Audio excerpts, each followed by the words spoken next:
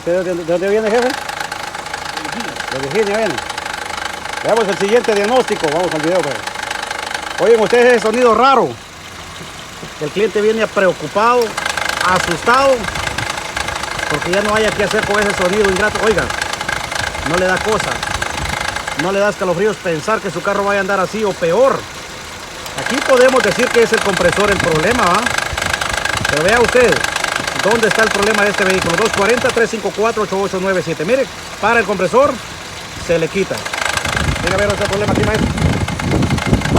Mire qué simple y sencillo. Observe. Esto no lo haga usted si usted no tiene experiencia en hacer esto. Cuidadito con hacer eso, que se le traba el desarmador. Va a provocar un accidente. ¿Ya se dio cuenta del problema? Aquí le estoy dando la demostración al cliente. ¿Dónde está el problema? Mire, vea usted. Ahí se le quitó, mire.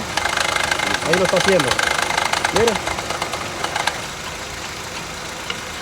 Cuando activa el compresor del aire acondicionado, lo empieza a hacer.